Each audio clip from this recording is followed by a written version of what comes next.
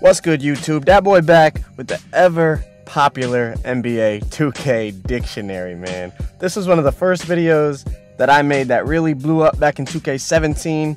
It got over 3,000 likes, over 100,000 views.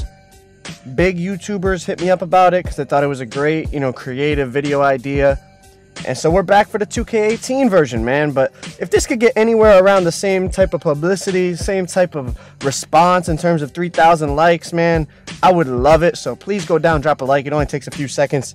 If you share this on Twitter, make sure you tag me in it, and I will personally DM you to say thank you for helping out my channel. But anyways, for those of you that are new, the dictionary is basically just terms that we use in 2K. They might be used outside of 2K, but here we're defining them in terms of how the 2K community uses these words and phrases and terms. Okay, so it's 2K related. Even though they might have a meaning elsewhere, this is the 2K meaning. Let's get right into this. The first term we got this year is zigzag, an exploit in the movement system that is used by every guard in the game. As soon as 2K18 came out, within a week, people were making tutorials and how overpowered the zigzag cheese is, and it's a term that is still used to this day, and people absolutely hate this exploit in 2K18. The next one, wavy. Wavy was made famous by Agent Zero. He uses it to describe a jump shot with a high green percentage. For example, you're saying, base 49 is a wavy base for a jump shot, etc., etc. D'Angelo Russell, when the game came out, was a wavy jump shot because it has a high green percentage. It's another way to say good, great, things like that when it comes to jump shots. Agent 00 made it famous. Next up, this term was made famous by the one and only Soluminati. Tough, a term made famous by Soluminati to describe almost anything positive or negative. You can use this literally anywhere. For example, I just got a puppy. That's tough. Another example, my puppy just died. That's tough. So you can see you can use it in a positive or negative light. It's funny. Soluminati, he makes very catchy videos, very catchy phrases, and it's very popular in the 2K community now. You see people tweeting it all the time, people saying it all the time. You gotta say it with a high-pitched voice though, otherwise it doesn't count. But it was made famous by Soluminati, and yeah. Next one, grinder. Someone who plays 2K like a job, usually trying to achieve top rep. For example, like G-Sice just hit 99, like damn, he's a grinder. Last year, Nade, he was a grinder. Orlando was a grinder. These guys that play the game like 20 hours a day, or 30 hours a day, are grinders, bro. They just grind the game all day long like it's their job, which for a lot of them, it is their job, so good for them.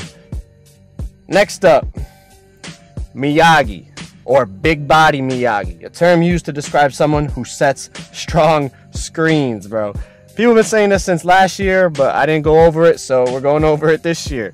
Big body Miyagi, man. Set me the Miyagis. I need the big body screens. I need them to get open, which every guard in this game basically does need big body Miyagis to get open because speed boosting is pretty much ass this year.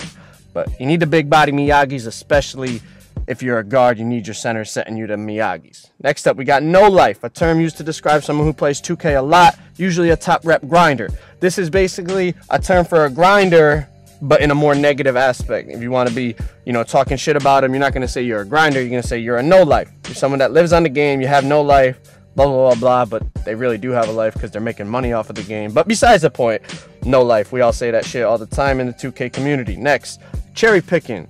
When someone cares about their park record so much, they only play low-ranked players, right? These are the dudes that they see somebody that's 95 overall, they're stepping off the spot. They see somebody 90 overall, they're stepping off the spot. They see anybody with a positive record, they're stepping off the spot.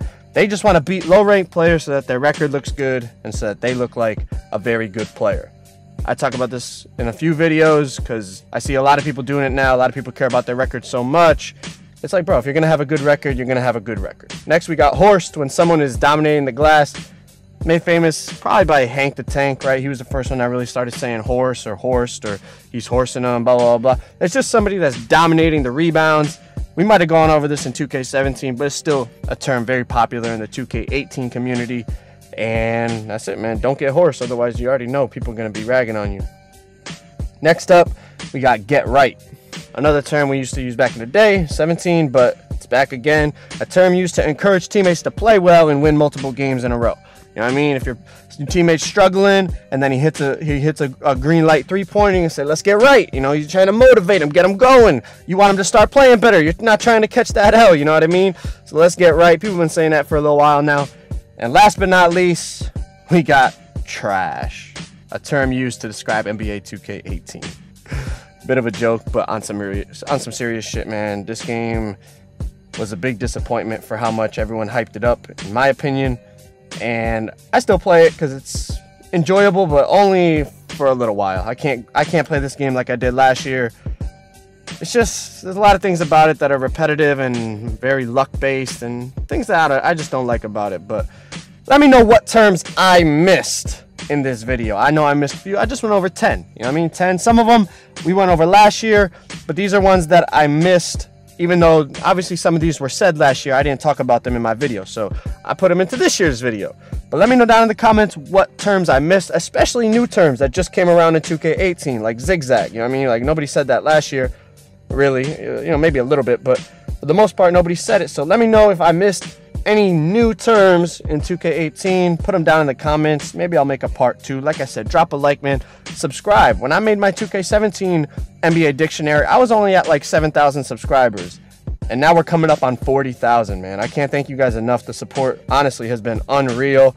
My growth and everything, I owe it all to you guys, and I'm gonna keep trying to put out videos that entertain you guys. Let me know what you guys want to see. Follow me on Twitter. That's in the link in the description.